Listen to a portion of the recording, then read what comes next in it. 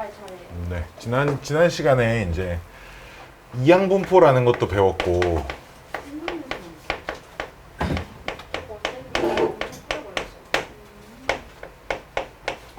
정규분포라는 것도 배웠어요. 이항분포는 뭐였냐면 이산확률 분포의 종류 중에 하나입니다.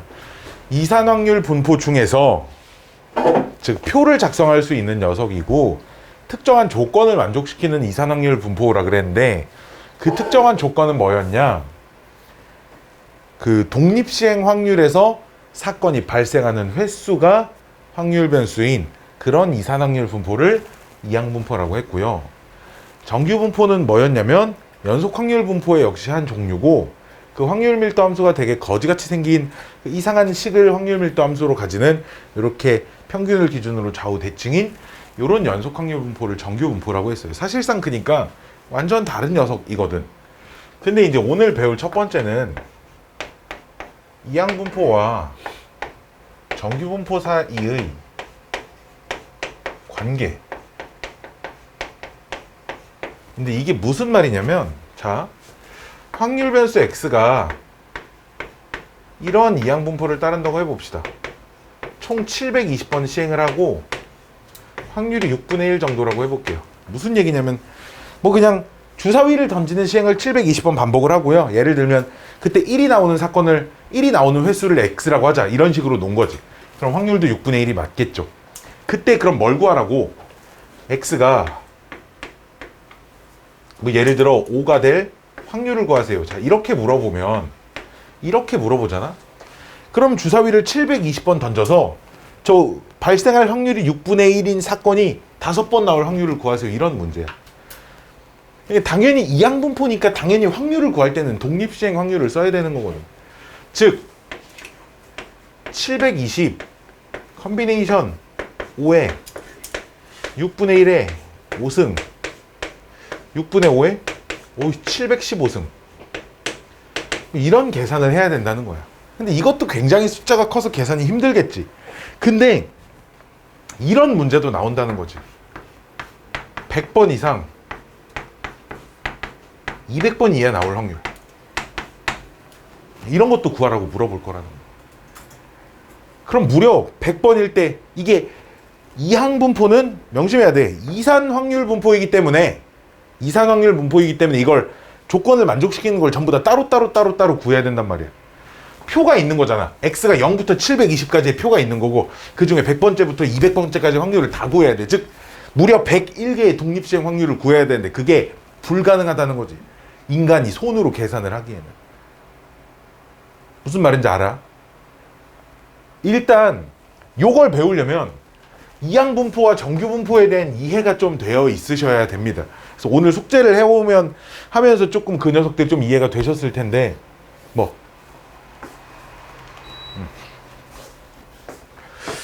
근데 이게 막 이거를 그럼 720 컨비네이션 100에 6분의 1에 100승 6분의 1에 그럼 뭐 620 더하기 720 컨비네이션 101에 막 이렇게 다 더해야 돼 원래는. 근데 되겠어? 안 된다는 거지. 못 구한다는 거야. 그래서 이런 것, 그래서 요 개념이 존재하는 거야. 이게 무슨 개념이냐면 이항분포에서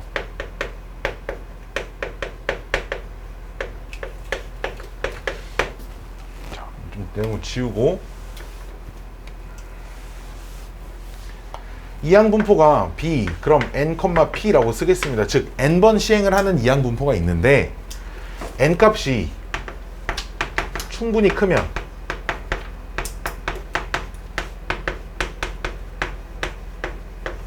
클 때 근사적으로 정규분포를 따른다.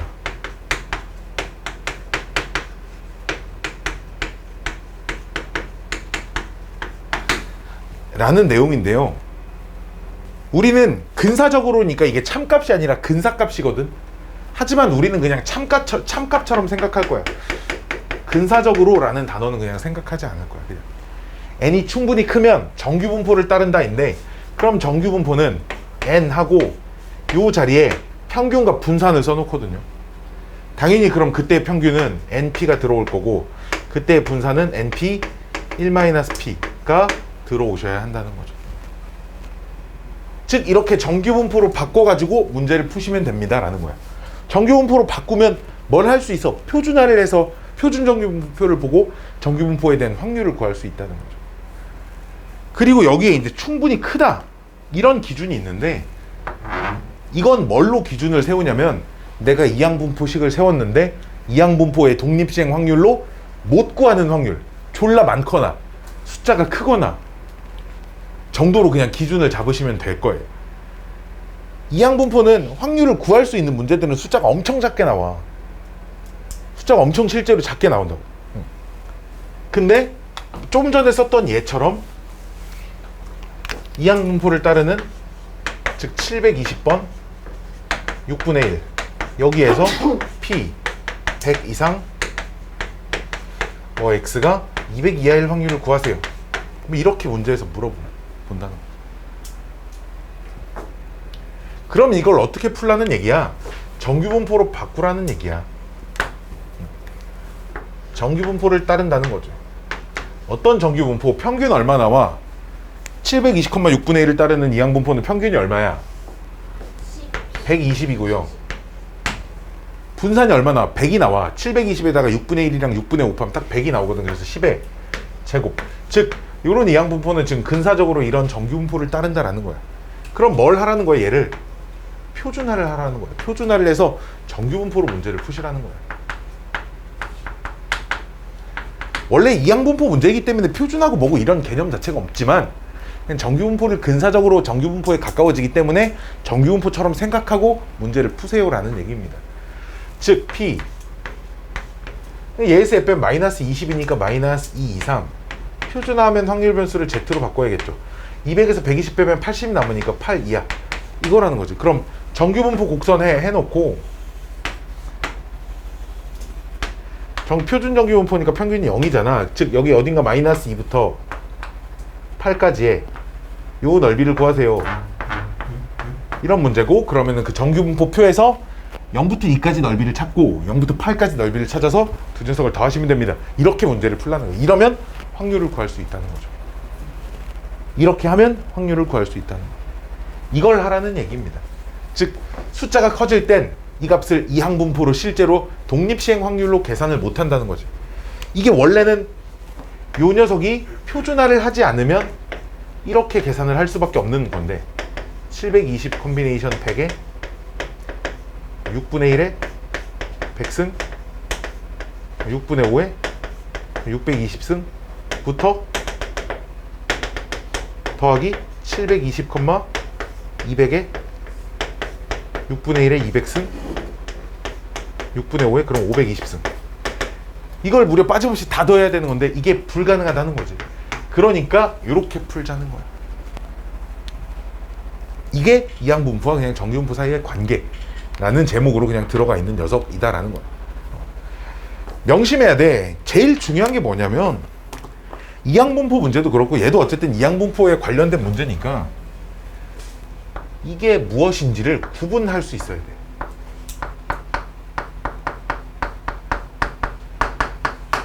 문장제 문제를 읽고 이게 이항분포인지 아닌지 구분을 할 수 있는 게 너희의 실력이 되는 거야. 이항분포인 걸 구분만 하면 누구나 다 풀 수 있어. 다만 이항분포인지 아닌지 여기는 이 책은 유형별로 유형 몇 이항분포 그 밑에 있는 건 이항분포겠지. 하지만 실제 시험지엔 그러지 않잖아. 이 문제는 이항분포 문제입니다라고 써져 있지 않은 문제들이 있다고. 문장을 읽고 얘가 이항분포인지 아닌지를 판단을 하셔야 돼. 내가 이걸 계속 얘기하는데 이게 제일 중요한 거야. 이항분포에서는 이항분포임을 구분하는 것. 즉 뭐여야 돼? 독립시행 확률이어야 되고 사건이 무언가 특정한 사건이 발생하는 횟수가 그 횟수가 확률 변수여야 돼. 오케이? 즉 그래서 문제를 이항분포 문제를 풀다 보면 이런 것도 있어. 분명히 독립시행 확률이야. 확률 자체는 독립시행 확률인데 문제에서 주어진 확률 변수가 사건 발생 횟수가 아닌 거지.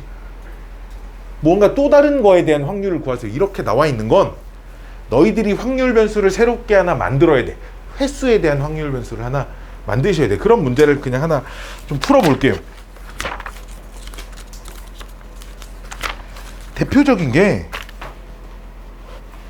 요런 거야. 154쪽에 있는 문제를 한번 볼까요?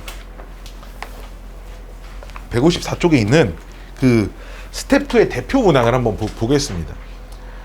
자, 주사위를 던진대. 주사위를 던져서 6의 약수의 눈이 나오면 6의 약수가 1, 2, 3, 6이잖아. 그치? 즉 6의 약수의 눈이 나올 확률은 3분의 2거든요. 3분의 2의 확률로는 플러스 3점을 얻고, 그러면 3분의 1의 확률로는 마이너스 2점, 2점을 잃는다니까 마이너스 2점이 되는 그런 게임이 있대. 그걸 근데 기본 점수는 10점, 기본 10점을 가져가는데 그때 주사위를 9번 던진대. 9번 던져서 얻을 수 있는 점수를 x라고 할 때 이 녀석의 분산을 구하세요. 졸라 어렵게 느껴질 수도 있지만 잘 봐. 주사위를 9번 던져 무조건 독립시행 확률이야. 그러니까 그치? 여기까지 오케이? 근데 6의 약수가 나오는 횟수가 확률 변수야? 아니잖아. 얘가 6의 약수가 나올 확률이잖아. 그치? 이게 6의 약수가 나올 횟수라고 써있어? 아니잖아. 점수라고 써있어. 그치? 6의 약수가 나오는 횟수가 확률 변수여야 이항분포인 거야. 즉 문제를 내가 그럼 6의 약수가 나오는 횟수를 확률 변수 y라고 또다시 놓을 거라는 거죠. 그러면 요 y가 이항분포를 따른다라고 할 수 있어요. 9,3분의 2라는 이항분포를 따릅니다. 이렇게 얘기할 수 있어요. 반드시 발생 횟수여야 되니까. 그럼 6의 약수가 나오는 횟수를 y라고 할 때 점수는 어떻게 되냐? x가 점수잖아. 이 점수는 어떻게 되냐? 잘 봐. 기본 10점에다가 6의 약수가 나오는 횟수만큼 3점을 얻을 거고 2점을 잃을 거야. 얼만큼? 6의 약수가 나오지 않는 횟수만큼. 근데 총 9번을 할 거고 6의 약수가 y번 나온다라고 했기 때문에 6의 약수가 나오지 않는 횟수는 9-y라는 거죠. 그럼 이 녀석을 정리를 해보면 5y-8 이렇게 된다는 거예요. 나의 점수 x는 5y-8이고 문제에서 분산을 구하라 그랬으니까 vx를 구하라는 말은 v 5y-8을 구하라는 문제와 똑같고 걔는 25에 vy랑 똑같다는 거죠. vy는 어떻게 구할 거야? y가 이런 이항분포를 따른다니까 여기서 분산을 구하는 건 아무런 문제도 없다는 거죠. 이거 가지고 그냥 npq 하면 y의 분산이 나오잖아. 다만 이렇게 요런 것들을 설정해 주는 게 굉장히 중요하다는 거야. 문장을 읽고 독립시행은 만족하지만 사건 발생 횟수가 확률 변수가 아니기 때문에, 다시 독립시행을 만족은 하지만 사건이 발생하는 횟수가 확률 변수가 아니기 때문에 문제에 주어진 요 사건이 발생하는 횟수를 확률 변수로 하나 설정을 해놓고 문제를 푸셔야 한다는 거야. 이렇게밖에 문제를 풀 수 없다는 겁니다.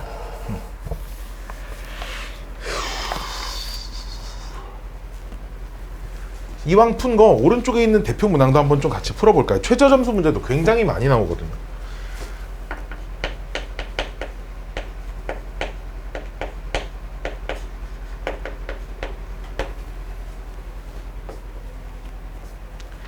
자, 모집 인원이 60명인데 500명이 응시를 했대. 즉 그럼 합격할 확률이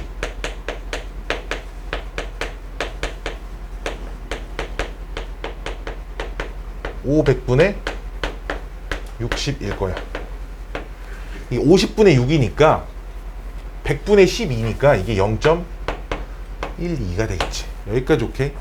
합격할 확률이 0.12가 되는 건 누구나 다 구할 수 있어요. 그렇죠? 500명 중에 60명 안에 들어야 되니까. 근데 그때 응시자의 점수를 x라고 하면 x의 평균이 10이고 72고 표준 편차가 10인 정규 분포를 따는데, 즉 점수 x는 정규 분포를 따른데 평균이 72고 표준 편차가 10인 이런 정규 분포를 따른데, 그때 합격하기 위한 최저 점수를 고르세요. 자, 이게 무슨 말이냐면, 그럼 도대체 몇 점을 맞아야 A라는 점수를 받았을 때 그 A 점수 이상을 받아야 합격하는 거 아니야. 이게 합격 최저점이라고 하면, 그럼 A 이상일 확률이 요 안에 들어가면 되는 거야. 뭔 말인지 알겠어? 0.12등 안에 들어와야 돼, 상위에서. 그럼 이게 정규 분포를 따른다니까, 표준 정규 분포로 표시를, 예를 들어 정규 분포로 표시를 했을 때 요 넓이가 딱 0.12가 되는 순간에 요때 점수가 합격 최저점이라는 거죠. 지금 표준화하기 직전입니다. 표준화하기 전이에요. 그러니까 평균이 72인 요런 정규 분포를 따르는 곡선에서 0.12, 상위에서 0.12 안에 들어야 합격하는 거니까, 즉 무슨 얘기야? 합격을 한다라는 건 점수가 A점 이상이어야 할 확률, 즉 점수가 A 이상일 확률이 0.12입니다 를 만족시키는 저 A를 찾으시라는 얘기죠. 그럼 뭘 하라는 거야? 표준화를 하라는 거야. 요 녀석을 표준화를 하시면 A에서 72를 빼고 10으로 이렇게 나눌 건데, 표에 보시면 0.12, 0.38 찾아보시면 0.12, 즉 요 숫자가 1.2거든. 그때 여기가 0.38이라고 문제에 주어져 있어요. 여기까지 오케이? 항상 여기 표준화를 했으면 여기가 0으로 바뀌는 거니까, 즉 여기가 0.12가 되려면 이쪽이 0.38이 돼야 되고, 그때 그럼 요 숫자는 1.2, 얘가 A가 1.2라는 얘기가 아니라 이 숫자 전체가 1.2여야 되는 거죠. 따라서 이걸 계산하시면 합격하기 위한 최저 점수 A를 찾을 수 있습니다에 대한 문제입니다. 아, 표준화하면 0이 되는 거예요? 그렇죠. 표준화를 하면 이 자리가 0으로 바뀌는 거고, 이 자리가 A 빼기 72 나누기 10으로 바뀌는 거니까, 아, 그래서 표준화. 그래야 표준 정규 분포표를 보고 문제를 풀 수 있으니까요에 대한 얘기입니다. 이렇게 해서 요 단원, 확률 분포 단원에 대한 설명은 다 끝났어요. 자,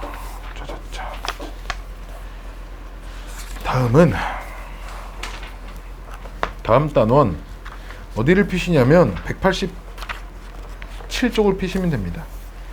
굉장히 어려운 187쪽. 왜, 어디 잘 이해가 안 가요? 187쪽을 봅시다.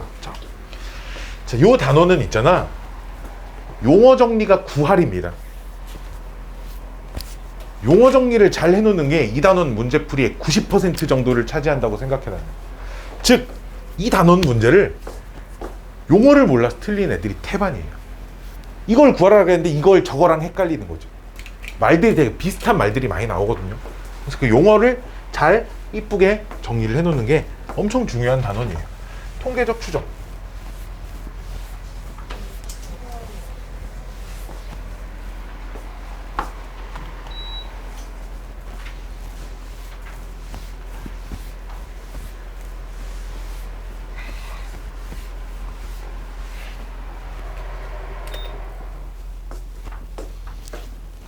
자,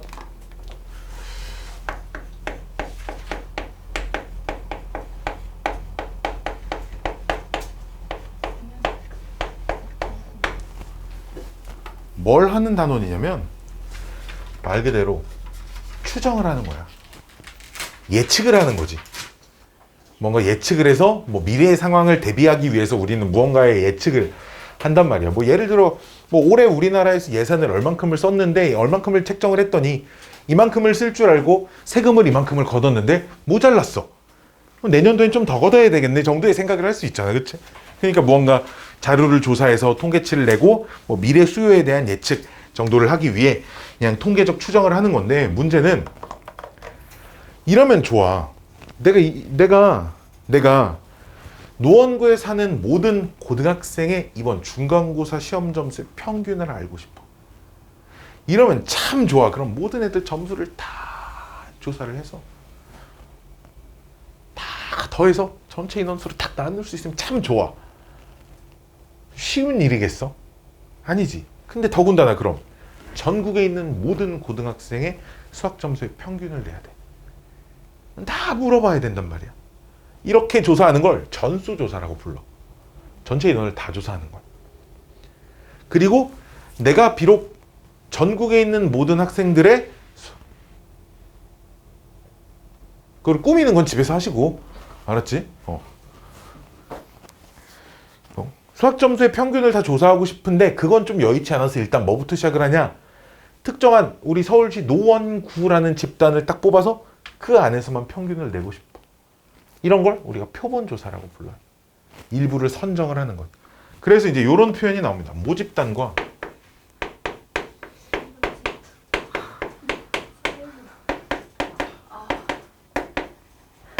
표본.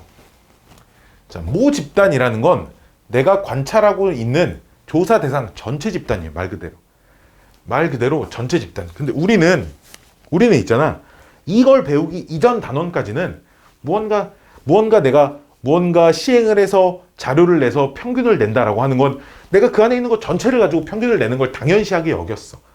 하지만 여기서부터는 그러지 않을 거라는 거야. 졸라 많은 거야, 인원이 너무. 조사 대상이. 모집단은 그러니까 전체 집단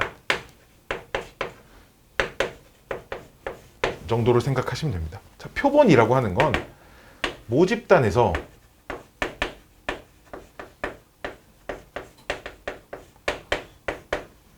임의로 보건 추출하여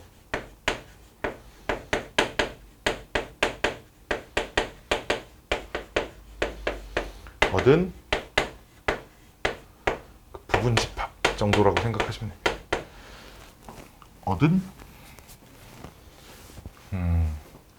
얻은 표본이라고 얘기하면 좀 그런데 표본을 설명을 해야 되겠지. 얻은 그 집단들을 얘기를 합니다. 즉 전체에서 몇 개를 선정을 하는 거지.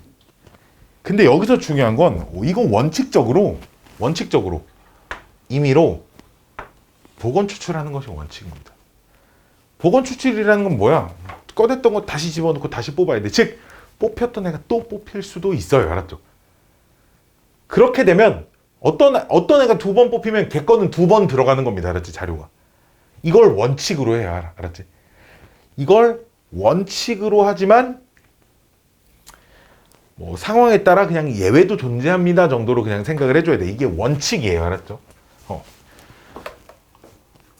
그때 이 표본의 크기라는 단어가 나오는데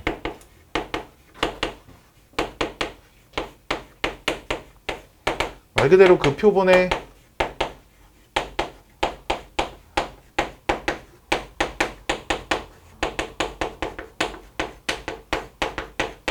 원소 개수들, 대상의 개수라고 쓰자. 대상의 원소라는 표현이 좀 그래. 대상 개수. 내가 그니까 노원구 전체 학생 수학 점수 평균을 조사하고 싶어? 근데 그거 너무 많아서 특정한 집단 한 20명만 뽑아가지고 걔네 수학 점수 평균을 조사를 하겠다는 거지. 그럼 표본의 크기가 20입니다. 그냥 이런 얘기야. 여기까지 오케이? 그냥 몇 개를 조사를 하냐. 그 몇 개가 표본의 크기다. 이런 얘기입니다. 자, 용어가 총 9개의 용어가 나와요. 요 9개의 용어를 잘 정리를 해 놓으셔야 되거든, 지금부터. 모평균이라는 단어가 나오고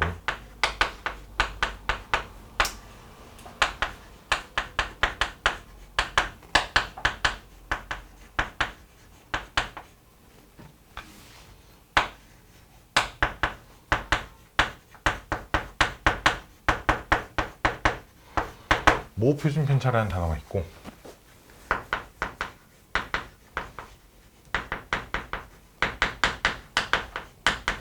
표본 평균이라는 단어가 있고 열심히 안 적어도 돼. 지금 방학 때 우리 수업했던 거 집에 가서 그 필기해 놓은 거 그때 거 필기한 거 있으면 그냥 거의 컨트롤 V급일 거야. 표본 분산이라는 게 있고요.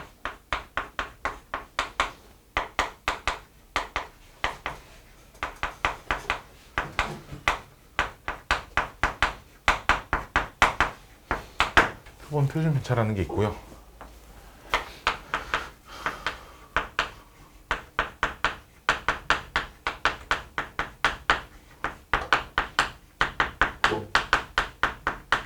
표본 평균의 평균이라는 게 있고요.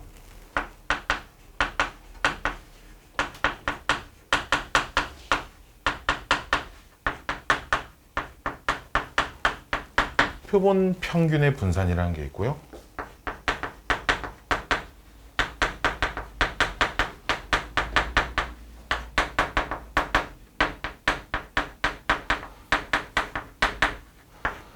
이런 게 있어요.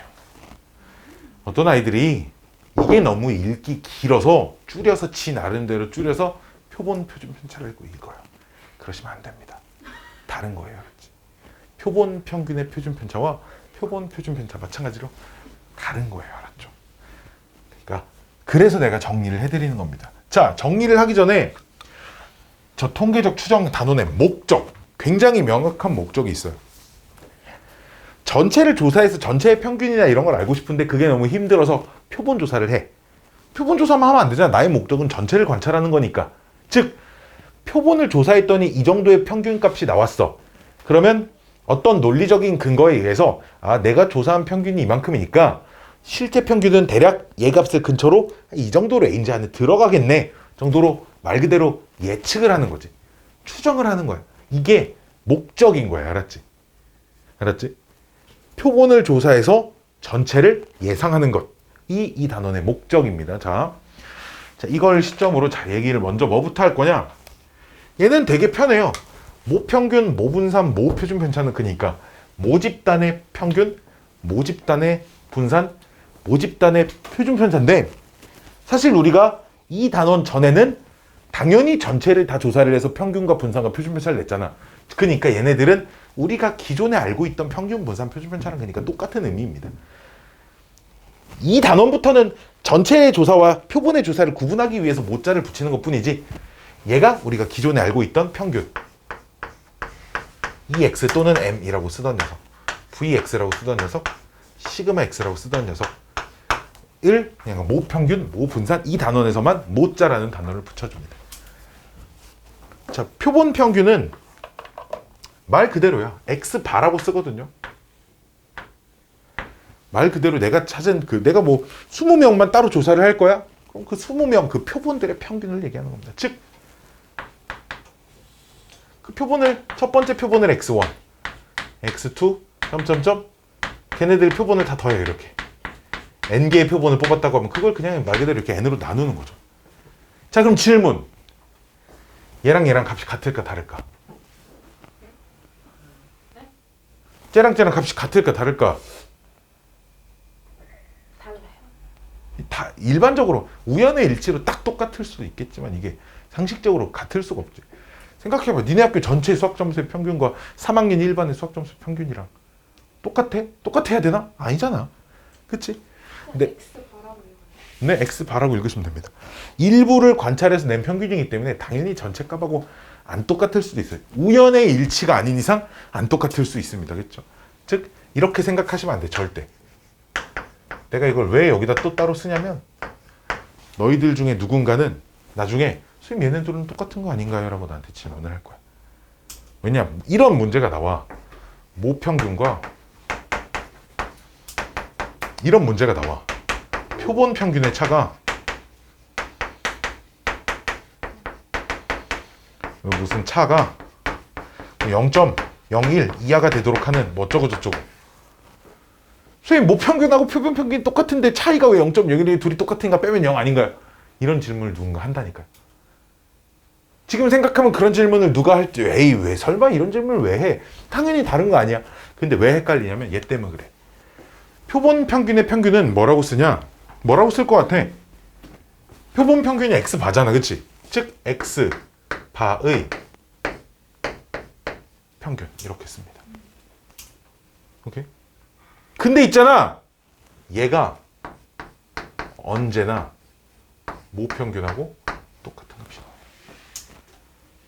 자, 이건 무슨 얘기야? 표본 평균의 평균이라는 건 무슨 얘기냐면 전체 집단이 있어. 내가 크기가 10인 표본을 뽑을 거야. 그러면 무슨 얘기냐면 그 전체 집단 안에서 골고루 빠짐없이 전부 다 10개 표본을 다 구하겠다는 거지. 10개짜리 표본을 그러니까 빠짐없이 만들 수 있는 케이스를 다 만들겠다는 거야. 무슨 말인지 알겠어? 그럼 그 10개씩 만든 무슨 엄청나게 많은 표본들이 있을 거 아니야? 그럼 걔네들의 표본 평균, 평균들 다 내겠다는 거지. 여기까지 오케이? 걔네들이 그럼 그 각각의 표본 평균들이잖아. 그 표본 평균들을 다시 싹 다 모아서 평균을 내겠다는 거야. 이러면 전체 집단을 결국 다 관찰한 거잖아. 무슨 말인지 알겠니? 이해돼? 이해돼? 그러니까 당연히 전체 평균하고 얘는 똑같아야 된다. 평균만의 평균. 네, 표본 평균들의 그러니까 표본을 하나만 뽑았다는 게 아니야. 얘는 빠짐없이 가능한 표본을 다 뽑아서 그 각각의 평균들을 가지고 다시 평균을 낸 거예요. 오케이? 여기서 중요한 점은 여기선 10개 뽑고 여기선 15개 뽑고 이러면 안 됩니다. 크기를 정했으면 크기를 다 동일하게 맞춰놓고 뽑아야 돼요. 너희 해보면 자 3학년 1반의 평균하고 3학년 2반의 평균을 전교생이 1반, 2반밖에 없다고 하자 우리. 1반의 평균이 30이고 2반의 평균이 50점이면 전체 평균이 40점이 나오지가 않아요. 왜냐? 두 반의 인원수가 다르거든요. 근데 두 반의 인원수가 똑같잖아? 계산을 해보시면 그냥 계산을 내가 직접 해보진 않을 텐데 두 반의 인원수가 똑같으면 평균끼리 내서 평균 낸 게 전체 평균하고 똑같이 나옵니다. 두 반의 인원수만 똑같으면. 각 반의 인원수가 다 똑같으면 이렇게 평균 내서 평균을 전체 반의 개수로 나누면 이게 전체 인원 평균을 구한 거랑 다 똑같이 나와요. 이렇게 됩니다. 실제로. 그래서 크기를 계속 일정한 표본들을 다 무수히 많이 뽑아서 그 표본 평균들에 다시 평균을 낸 걸 전체 평균하고 당연히 똑같다라는 얘기예요. 이것 때문에 이걸 헷갈린다고. 표본 평균의 평균이 모평균하고 똑같은데 모평균과 표본 평균의 차가 이렇게 주어졌으면 얘는 안 똑같은데, 그치? 둘이 똑같기 때문에 얘까지 헷갈려 버린다는 거지. 이래서 내가 초장에 얘기했지만 용어 정리가 거의 구할입니다. 이걸 헷갈리지 않고 정리를 해놓는 것 자체가 엄청나게 중요해요. 이 단어는 문제가 어려울 수 없는 이유가 하나 있어요. 뭐냐면 너무 어려운 단원이라 그래. 너무 어려운 단원이랑 고등학생들이 이거를 벗어나는 걸 배울 수가 없어. 응용할 수도 없어. 조금이라도 꼬면 고등학생들은 절대 생각하지 못하는 수준이 돼버리니까 아주 정말 이 통계적 추정 전체 단원의 아주 한 0.0001% 정도만 배우는 거야. 절대 벗어나지 않아 여기서. 그래서 굉장히 이것만 잘해놓으면 문제들은 그 어떤 단원보다 쉽게 느껴질 겁니다. 자, 아직 나머지들이 남았죠. 일단 얘네들은 좀 나중에 할 거고요. 표본 평균의 분산부터 좀 얘기를 해볼게요. 일단 증명은 하진 않을 겁니다. 자, 표본 평균의 분산, X바의 분산이겠죠. 자, 말 그대로 각각의 표본 평균들을 가지고 각각의 여러 개의 모든 표본을 뽑아서 걔네들의 표본 평균들의 값이 있을 거 아니야? 그걸 가지고 분산을 구한 건데 이 분산은 외우세요. 그냥 처음 분산에 n으로 나눈 n이 뭐야? 표본의 크기입니다. 이 n 값은 표본의 크기. 처음 분산, 모 분산을 표본의 크기로 나눈 값과 동일하게 나옵니다.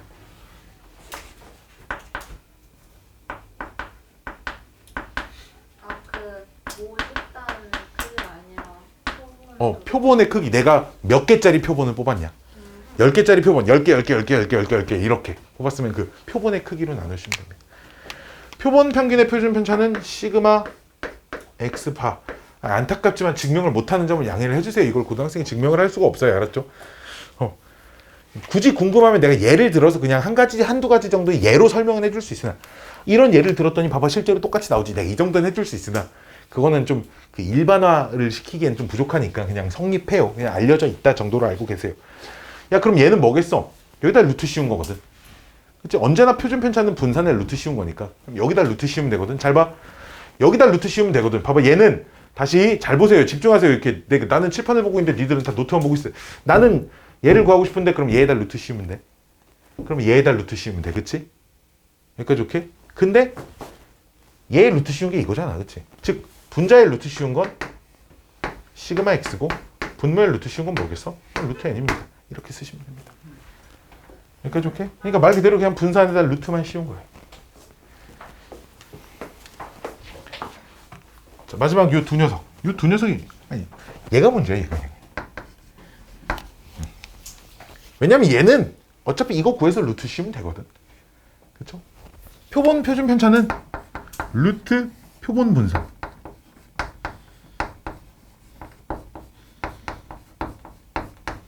하면 되고 용어를 소문자 S를 씁니다. 표본 편차는.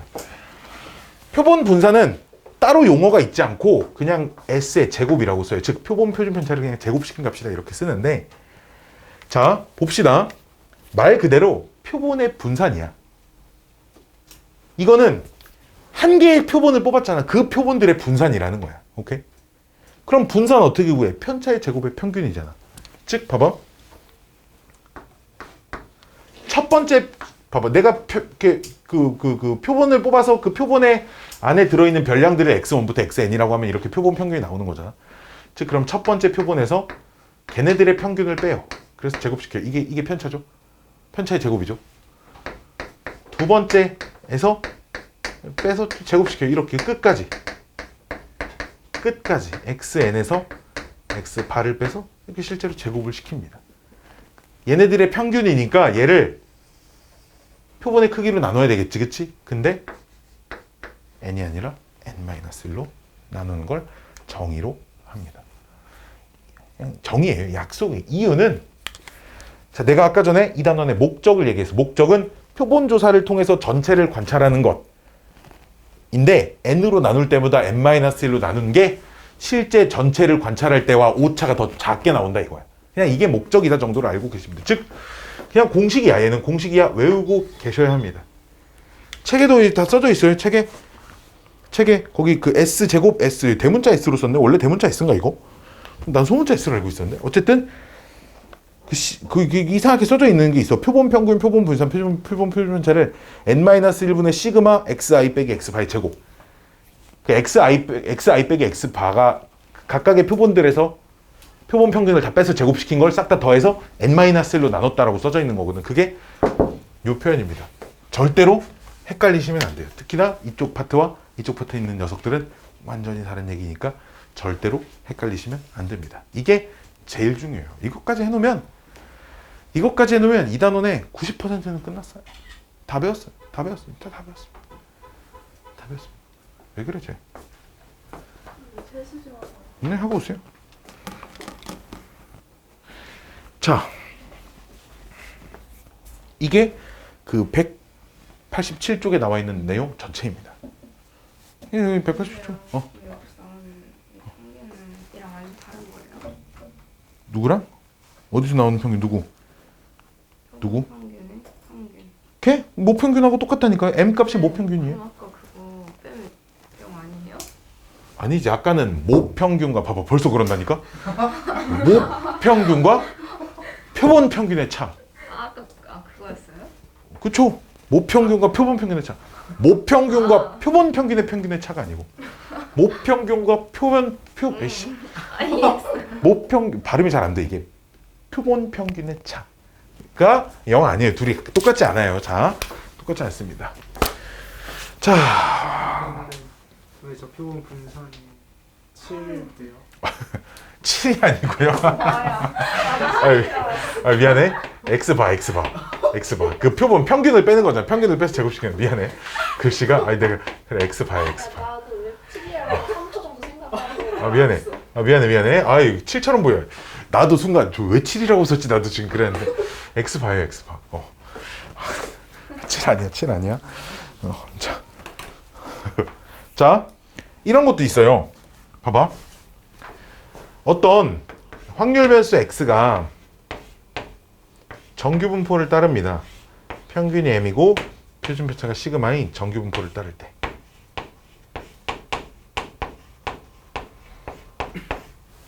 이런 문제들은 뭘 하라는 거야? 대부분 표준화를 해서 문제를 푸는 문제들이거든요. 푸는 문제들인데 x가 이런 정규 분포를 따릅니다. 그럼 이 전체 모집단에서 크기가 n인 표본을 추출해요. 표본을 추출하면 그 표본 평균이 있겠죠. x바가. 오케이? 그러면 이런 개념이 있어. x가 정규 분포를 따르면 x바도 정규 분포를 무조건 따릅니다. 그럼 여기엔 뭐가 들어와야 되겠어? x바의 평균과 x바의 표준 편차의 제곱이 들어와야 되거든. 여기까지 오케이? x바의 평균은 뭐야 근데? x바. 얘가 x바잖아. x바의 평균은 그냥 전체의 평균하고 다르지 않아요. 그쵸? x바의 평균. x바 말고 x바의 평균. x바가 표본 평균이라는 거니까. 즉 평균은 바뀌지 않고, 다만 표준 편차는 어때? 바뀌지. 뭘로? 루트 n분의 시그마로 바뀌어요. 제곱 이렇게 붙여야겠죠, 그렇죠? 이렇게 쓰셔야 됩니다. 즉 무슨 얘기야? 표준화할 때도 이 녀석을 가지고 표준화를 해야 됩니다. 이런 얘기예요. 여기까지 오케이? x는 얘 가지고 표준화를 하는 거고 x반은 이걸 가지고 표준화를 해야 한다라는 걸 까먹으시면 안 됩니다. 알았죠? 이게 그 아래쪽에 써져 있는 그 표본 평균 x바의 분포 뭐 그거에 관련된 얘기입니다. 선생님 좀 여기 따른다는 거예요? 물결이? 그냥 이렇게 써줄게. 한글로 써줄까? 얘도 얘를 따른다.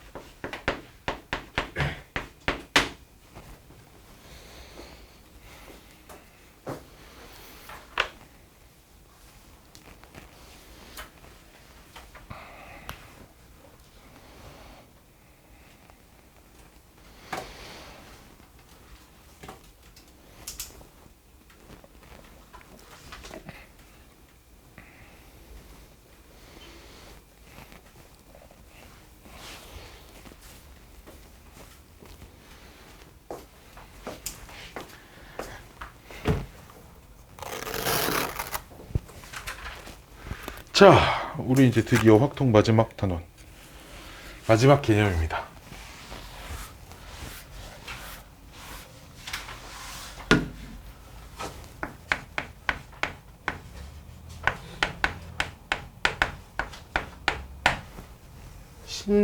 신뢰 구간, 신뢰 구간.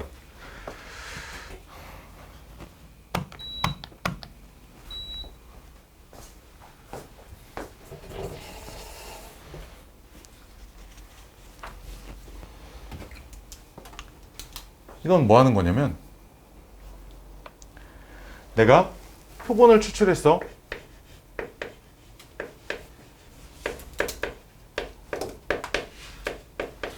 표본은 추출해서, 그러니까 표본 한 개를 추출을 했어.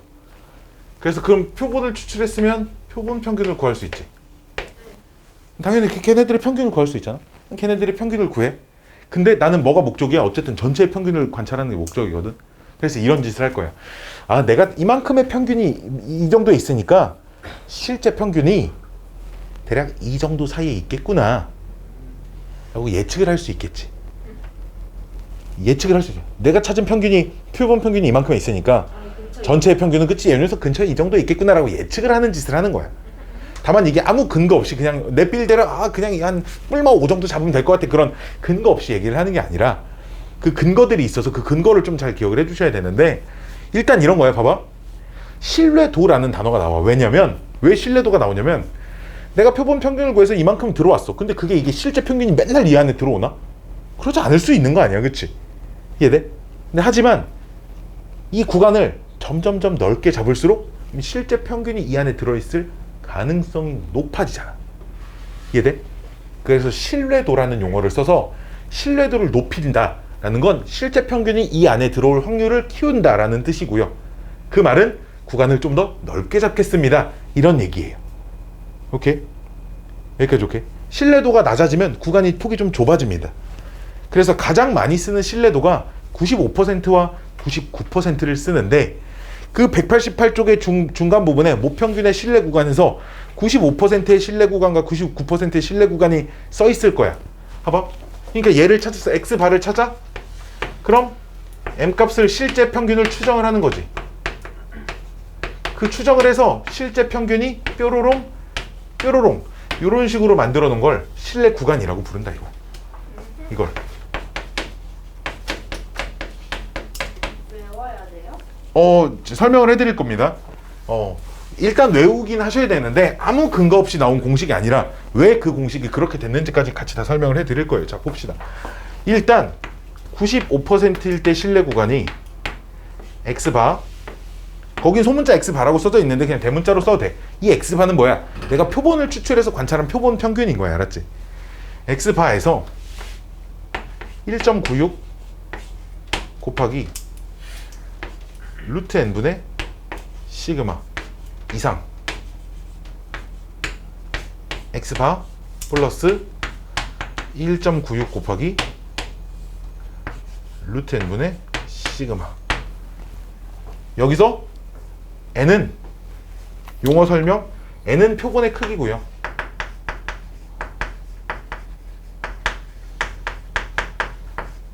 시그마는 당연히 모 표준 편차입니다.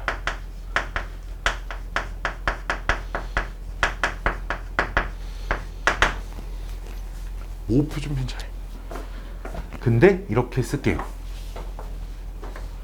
표본 표준 편차로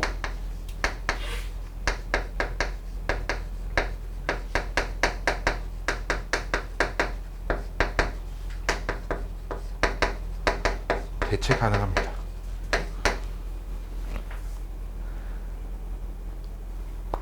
봐봐.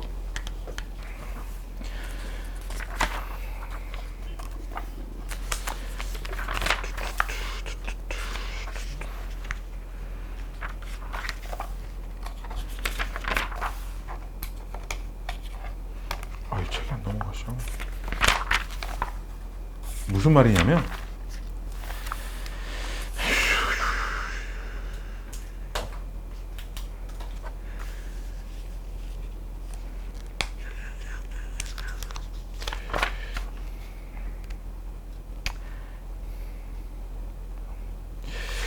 표본 표준 편차가 주어져 있는 문제가 없나?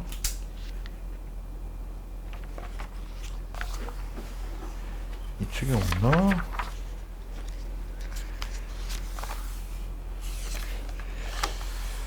없나? 하나 있었으면 좋겠는데.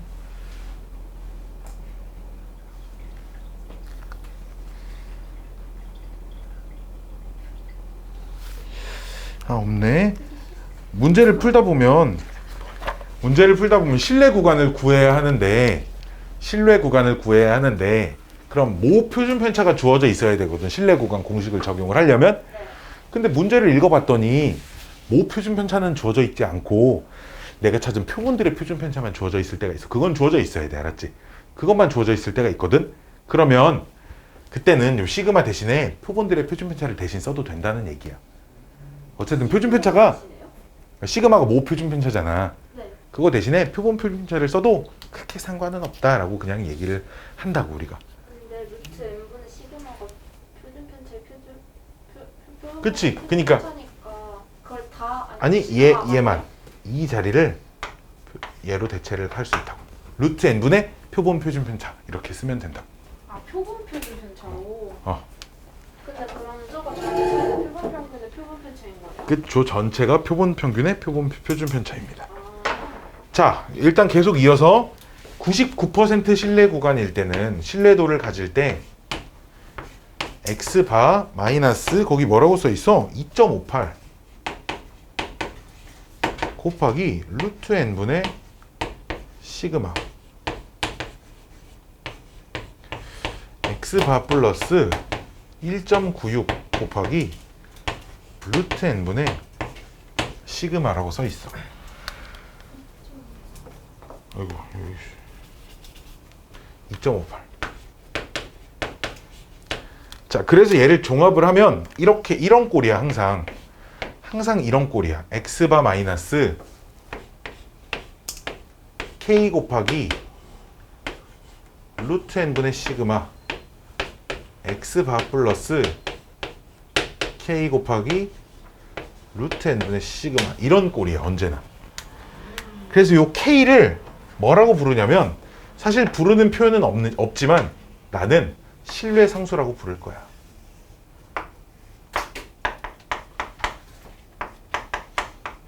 신뢰도에 따라 결정되는 상수입니다. 여기까지 오케이? 여기까지 오케이? 신뢰 상수라고 부를 건데 여기서 되게 중요한 개념이 있어. 그럼 신뢰도가 95% 신뢰도일 땐 K값이 1.96이라고 써져 있는 거고 99%일 때 신뢰 구간은 신뢰 상수는 2.58이라고 주어져 있지만 이게 항상 그런 것은 아니에요.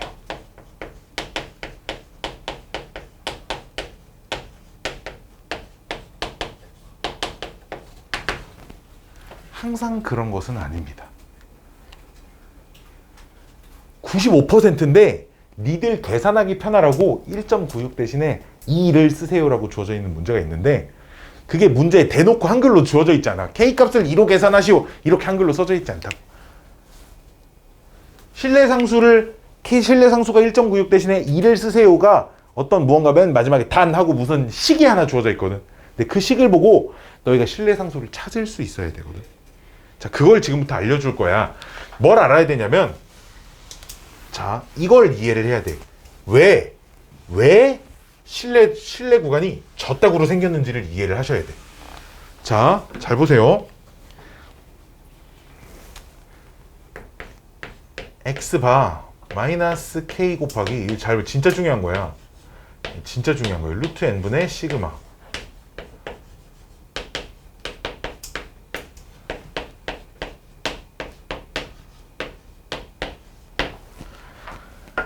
자, 요 부등식을 내가 좀 정리를 할 건데 마이너스 k 루트 n분의 시그마 n 빼기 x바 k 여기까지 오케이? 이 부등식이 양변에 x바만 뺀 거야. 그냥 x바만 뺀 거야. 자, 그럼 내 양쪽에 있는 숫자가 부호만 반대인 숫자네. 그치? 그럼 이렇게 쓸 수 있겠다.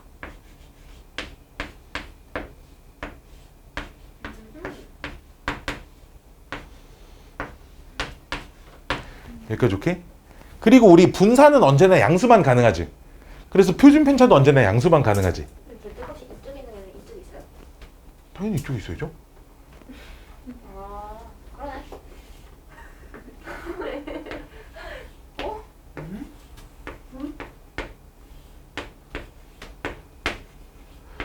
이게 뭐지? 이렇게 써도 되죠. 양변을 루트 n분의 시그마로 나눈 거예요. 여기까지 오케이? 여기까지 오케이? 안 오케이? 값 안으로 들어가요. 양수니까 상관없는 거지. 얘가 그래서 좀 전에 표준 편차는 음수가 불가능하죠. 그러네. 표본의 크기도 자연수니까 거기다 루트 씌운 것도 양수입니다.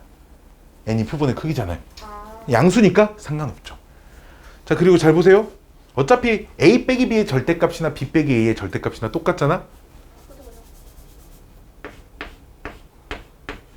이렇게 봐도 되거든. 이게 뭐냐면 x바를 표준화하는 식인 거야. 왜 아까 말했지만 x가 이런 정규분포를 따르면 x바도 정규분포를 따른다고 했어요. 평균은 바뀌지 않고 표준 편차가 다만 루트 n분의 시그마로 바뀌어야 된다고 했잖아. 그치? 잘 봐. 저게 딱 x바를 표준화하는 식이야. 평균을 빼서 표준 편차를 나눴어요. 그치? 여기까지 오케이? 따라서 z의 절대값이 k 이하입니다. 이렇게 나와. 됐나요? 자, 우리 책 맨 뒤에 표준 정규분포표를 좀 펴볼까요? 표준 정규분포표에서 이걸 좀 찾아보세요. 그럼 쟤는 막 Z 바 막 이런 게 아니에요? 아니야. z, x든 x바든 뭐든 표준화를 하면 다 표준 정규분포로 바뀌는 거야. 0 이상 z가 1.961 확률을 구해보세요. 찾으세요. 표에서 0.475이죠. 여기까지 오케이? 근데 이건 0부터 1.96까지지. 잘 봐. 그럼 p 마이너스 1.96 이상 1.961 확률은 얼마일까? 좌우 대칭성을 이용을 해야죠. 90. 얘 곱하기 2니까 0.95 이렇게 될 거거든. 얘랑 똑같은 표현이 p z의 절대값이 1.96 이하의 확률이 0.95거든요. 확률이 0.95를 백분율로 나타내면 몇 퍼센트야? 95%인 거야. 여기까지 오케이? 즉 95%일 때 요 k가 요 실내상수 k의 역할을 하는 거잖아. 그치? 즉 이게 z의 절대값이 1.96 이하일 확률이 95%입니다를 가지고 요 녀석을 이렇게 거꾸로 풀어 헤친 게 실내 구간이 되는 겁니다. 그렇기 때문에 95%일 때 1.96을 쓰는 거야. 여기까지 오케이? 그래서 모든 문제들 뒤에 얘들아 문제들 뒤에 이런 게 써 있어야 돼. 문제 뒤에 셋 중에 하나가 써 있을 거야. 단하고 얘네들이 써 있거든. 그게 무슨 얘기냐? 그럼 95%일 때 신뢰 구간이 신뢰 상수가 1.96이다. 똑같은 표현이죠. 95%일 때 신뢰 구간이 1.96 케이스 신뢰 상수를 1.965 해야 된다. 근데 단 얘는 반절만 주어져 있잖아. 그러니까 0.4750에 곱하기 2를 해봐야 돼. 그래야 0.95가 나오면 95%일 때 신뢰 구간이 신뢰 상수가 1.96으로 쓰세요. 이런 얘기라고. 근데 어떤 문제들은 니들 계산 편하라고 단 이렇게 준다고. P 0 아니죠. Z의 절대값이 2 이하일 확률이 0.95이다. 이렇게 주는 문제가 있다고요. 오케이? 그럼 이 문제는 뭘 쓰라는 거야? 95% 신뢰 구간을 구할 때 신뢰 상수를 1.96이 아니라 2를 가지고 문제를 푸세요라는 얘기야. 이걸 보고 구분할 수 있어야 된다는 얘기야. 이런 것들이 안 써 있을 땐 이걸 외워서 그냥 이걸 가지고 풀면 되는데 사실은 원칙적으로 있잖아. 저게 안 써 있으면 안 돼. 무조건 써 있어야 되거든. 근데 너무 많은 책들에서 안 줘. 그냥 공식처럼 얘를 공식에 그냥 포함된 숫자로 그냥 외우게끔 시키는데 그러니까 안 써져 있는 문제는 우리는 그냥 이 숫자를 외워서 1.96, 2.58로 쓰고 웬만하면 다 써져 있을 거야. 일단 수능에 나오는 문제는 100% 다 써 있어. 안 써 있으면 안 돼. 교육과정상에는 원래 다 써 있어야 하지만 그냥 너무 자주 나오니까 그냥 95% 1.96, 99% 2.58로 쓰세요. 라고 받아들이되 요거 항상 그런 것은 아니다. 를 해석할 수 있어야 돼. 오케이? 그럼 왜 신뢰 구간이 요 딱으로 나왔는지에 대한 이게 좀 이해가 돼야 요게 좀 해석이 되겠죠. 다만 함정이 있어요. 이거 세 개가 다 똑같은 의미를 가지고 있는 표현입니다. 근데 좀 다르게 보일 수도 있죠. 그쵸? 이걸 해석할 수 있어야 됩니다. 아, 속쓰려. 갑자기 속이 쓰리죠.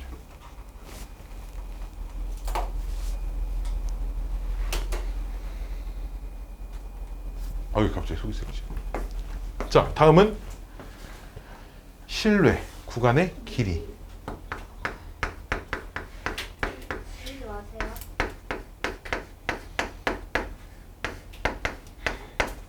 자, 보시면 왜 이렇게 속이 쓰리지? 비교하세요. 나 술 안 먹어 요새. 술 먹을 시간이 없거든. 옛날에 술 마시는 거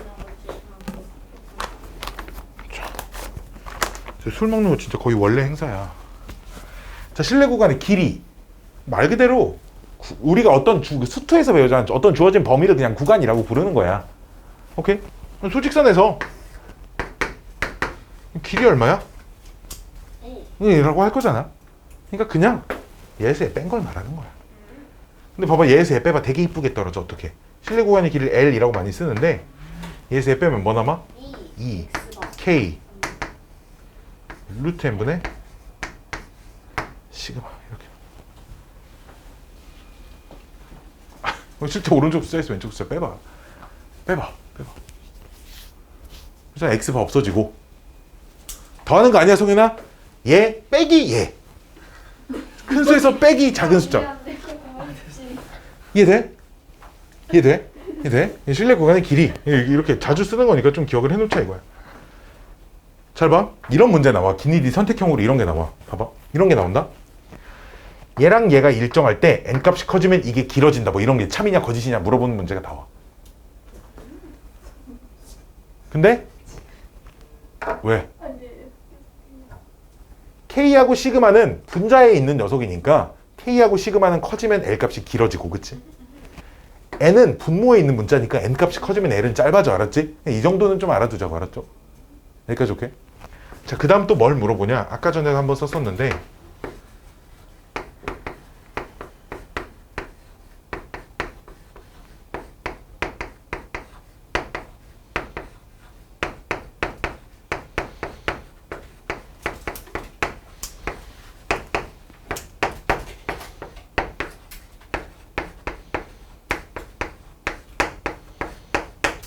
요런 문제가 나올 거야. 모 평균과 표본 평균의 차가 알파 이하입니다. 라고 그때 저 무슨 알파 값을 구하세요. 또는 뭐 제가 뭐 0.1 이하가 되는 n 값의 크기를 구하세요. 뭐 이런 문제들이 나올 건데 모 평균과 표본 평균의 차는 같으니까 빵이에요. 아니라고요. 알았죠? 자, 모평균과 표본 평균의 차가 어디 들어있냐? 여기 들어있습니다. 그러네. 이게 모평균과 표본 평균의 차죠. 근데 그럼 우리가 여기서 찾은 여기 써놓은 식에 의하면 모평균과 표본 평균의 차는 원래 이 값 이하지. 네. 근데 만약 문제에서 얘가 그럼 0.1 이하가 되려고 한다? 잘 봐. 잘 봐. 봐봐. 우리 어떤 x라는 숫자가 0.3 이하라고 합시다. 자, 질문. x는 1 이하이다. 이건 참일까 거짓일까? 1 이하라고 할 수 있을까 없을까? 없어요? 진짜? 진짜? 아, 진짜? 야, 내 통장에 돈이 100만 원이 있어. 1 이하. 내 통장에 있는 돈은 1억 이하이다 라고 하면 안 되나? 1억은 너무 큰 숫자니까 안 돼요. 뭐 그런 건가? 내 통장에 돈이 10,000원에서 50,000원 사이가 있다? 내 통장에 있는 돈은 100만 원 이하이다 라고 못하나? 그러네요. 할 수 있지 않나? 즉 x가 0.3 이하라고 했을 때 x를 그럼 1 이하인 숫자이다 라고 할 수 있어. 그치? 다만 x가 0.1 이하이다 이럴 순 없지. 이해돼? 즉 모평균과 표본 평균의 차는 k 곱하기 루트 n분의 시그마 이하잖아. 근데 문제에서 모평균과 표본 평균의 차가 그럼 알파 이하이다를 만족하려면 요 숫자가 알파 이하여야 되는 거야. 알았지? 딱 똑같아도 되죠. 그쵸? 딱 똑같아야 됩니다. 아까 0.3 예를 들면 x가 0.3 이하라고 써놓고 x가 0.3 이하이다 라고 해도 되는 거니까. 아, 이러면 이렇게 문제를 풀라는 얘기야. k 곱하기 루트 n분의 시그마가 저 알파 이하입니다. 이렇게 놓고 문제를 풀라는 얘기야. 그래서 몇 이상입니다는 안 물어볼 거야. 문제에서. 보동 방향이 안 맞거든. 맞게끔만 물어보니까 걱정하지 않으셔도 됩니다. 다 배웠어요. 끝입니다. 진짜 끝이에요. 문제가 조금 처음에 익숙하지 않을 수 있으니까 우리 뭘 좀 참고하면 좀 도움이 될 거냐? 우리 마풀 수업했을 때 그 마풀에 있었던 문제들 거기에 위에 문제 풀이들 막 적혀 있잖아. 그런 것들을 좀 참고해 가면서 그 고쟁이 답지 보고 막 헤엄치 말고 그걸 참고해서 아, 거기서 이런 문제를 이렇게 풀었으니까 나도 여기서 이렇게 풀어봐야겠구나. 이런 것들을 좀 참고를 해가지고 숙제를 해 오시면 될 것 같아요. 잠깐만 시험 날짜 혹시 언제인지 알아? 29. 너는? 몰라? 이거 알아? 29일 여기 써있는 29일이라고?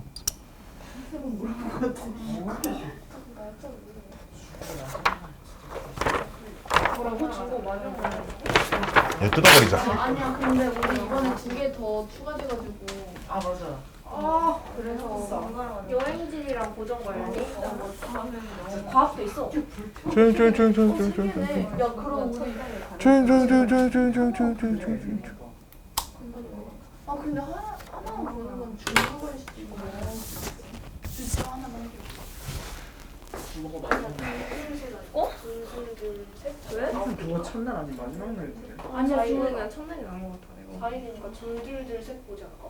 근데 우리 그 고정 관리하고 같이 오자. 자, 세개 봐서 우리 원래 너무 많이 챙기기 쉬운데? 원래 6개였는데 3개 더 추가돼서 잘 봐. 이것도 한번 풀어볼까? 여기 있는 문제도. 자, 195쪽에 있는 문제를 한번 좀 풀어볼게. 얘도 스텝 2의 대표 문항을 한번 내가 안 돼요? 풀어보도록 하고. 어디다 누구 안 주고 어디다 푸냐? 좀 치워야지. 아니, 쓰시면 찍어. 아, 찍어. 안 쓴단 말이야. 내가 찍어야겠다. 근데 인스타그램. 아니면은 저기 실내고 가는 길이랑 또 옆에 저거 빼고만 지워주시면 돼요? 리슨? 뭐라고? 어디 지우라고? 실내고 가는 길이 위랑 저기 괄호 있는데 이거? 아니 그거를 말고 그 옆에 이거? 그치? 네. 내가 여기다 치워. 이렇게 하고 이제 실내고 가는 어? 길 그냥 보관하시는 거예요? 그냥 인스타에 올리고 한 번씩. 왜 하는 거야? 자, 봅시다. 어느 가게에서 판매하는 달걀 한 개의 무게는 평균이 50, 표준 편차가 6인 정규 분포를 따른다라는 말은 그 가게에서 판매하는 달걀 전체의 평균과 표준 편차에 대한 얘기겠지, 그치? 따라서 그 무게를 확률 변수로 놓으면 이 녀석은 정규 분포를 따라요. 달걀이 한 50g이 난다고? 50g 안 할 텐데. 50g 안 할걸? 달걀? 엄청 가벼워. 20g 아닌가? 자, 어쨌든 봐봐. 이미 추출한 몇 개의 달걀을 4개의 달걀을, 그치? 즉 표본을 뽑은 거잖아. 이게 크기가 몇인 표본을 뽑은 거야. 4인 표본을 뽑은 거야 이게. 4개의 달걀을 딱 뽑아서 거기서 한 세트를 구입하였을 때 봐봐. 그럼 그 4개를 뽑아서 4개의 평균이 X바인 거지. 근데 한 세트 무게라는 건 4개의 평균이 아니라 4개의 총합이잖아. 뭔 말인지 알겠어? 근데 우리 총합은 평균에 4 곱하면 나오는 값이야. 그래 안 그래? 그렇잖아. 달걀 4개의 평균이 X바일 건데 그 4개의 한 세트 무게는 당연히 한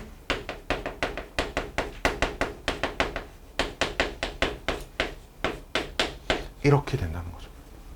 원래 X 바라는 게 내가 뽑은 그 4개를 가지고 다 더해서 4로 나눈 값이잖아. 그럼 한 세트 무게라는 건 다 더한 걸 의미하는 건데 그럼 평균에 4 곱한 거겠지. 무슨 말인지 알겠어?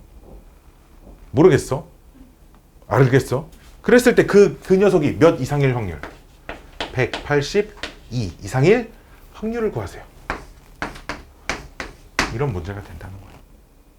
그럼 일단 4로 좀 나눠서 확률 구할 때 4로 나눠줘?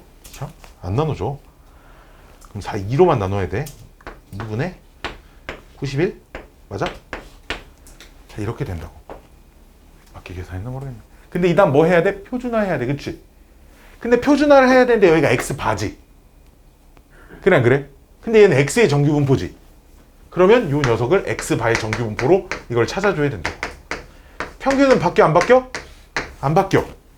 분산은 원래 분산 36을 표본의 크기로 나눈 9가 된다고 분산이. 이거 표준 편차는 3으로 바뀐다 이거야. 알았지? 여기까지 오케이? 그래서 이 녀석을 표준화할 때 2분의 91에서 50을 빼고 그걸 3으로 나눠서 이거 표준화한 건 이유로 앞단원에서 풀던 문제랑 똑같습니다. 이유는. 이렇게 해가지고 문제를 푸셔야 된다는 얘기입니다. 뭐가 문제야? 저희가 왜 3인지? 그게 아니라 어. 그러니까 그 표본의 그 총합을 지금 그러니까 저는 표본의 총합을 지금 해가지고 하는데 이걸 한 세트를 구입했을 때 확률이라고 할 수 있는 거예요. 아니 한 세트가 그 달걀 4개의 합이 아니야? 한 세트 무게가? 당연히 그 4개를 한 세트로 포장하여 판매한대. 그러니까 그 한 세트가 그 4개의 무게의 합 아닌가? 단 포장 재료의 무게는 제외한다. 그렇지? 그 4개의 달걀 무게의 합이 한 세트의 무게 아닌가? 그렇죠. 그렇지? 그 4개의 합이 4x 바라고 쓸 수 있는 거 아닌가? 그렇죠? 다음.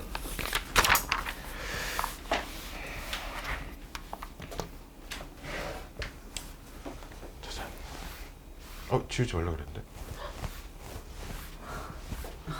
괜찮아, 안 써도 돼. 안 써도 돼. 자, 봐봐. 모평균에 대한 신뢰, 되게 이상한 신뢰도 나오지. 신뢰도가 79.6이라고 나와. 자, 그럼 오른쪽 표를 보고 79.6%일 때 신뢰상수 찾아야 돼. 그 확률에 곱하기 2를 했을 때 0.796이 나오는 값을 찾아야 된다는 거야. 왜? 오른쪽 표는 0부터 Z까지만이니까. 1.272 걔네 0.3980이 딱 곱하기 하면 그 7.96이 딱 나오죠. 그쵸? 그러니까 걔는 신뢰상수 K를 1.27로 쓰세요. 이런 얘기야. 여기까지 오케이? 그때 신뢰 구간의 길이를 L이라고 한대. 즉 신뢰 구간 길이는 2 곱하기 1.27 곱하기 루트 n분의 시그마가 주어지진 않았어요. 이렇게 루트 n분의 시그마로 이렇게 신뢰 구간의 길이를 쓸 수 있대요. 그때 우리 문제가 신뢰도 알파 퍼센트를 아직 몰라요. 그때 역시 신뢰 상수도 그럼 몰라요. 그렇죠? 이걸 가지고 신뢰 구간의 길이를 구해봤더니 신뢰 구간의 길이가 그렇지. 신뢰 구간의 길이가 그럼 2 곱하기 k 곱하기 루트 n분의 시그마인데 그 값이 2L 값하고 똑같대요. 여기까지 오케이? 없어지네. 그래서 요 2L이라고 하는 녀석은 L 자리에 얘를 집어넣으면 4 곱하기 1.27 곱하기 루트 n분의 시그마입니다니까 뾰로롱 뾰로롱 없애고 나면 K가 2.54 이렇게 나올 거예요. K 값이. 그러면 K가 2.54일 때 오른쪽 확률의 2배를 해야 신뢰도가 나올 거라는 거예요. 0.4945에 2배 하면 얼마야? 시앙 이거 얼마야? 젠장할 9.89 즉 알파가 98.9%라는 얘기입니다.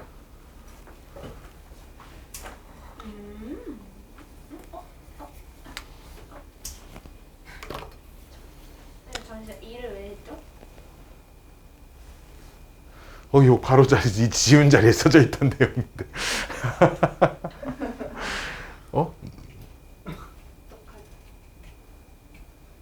아, 왠지 알겠어요. K가 2.54일 때가 아, 알았어요.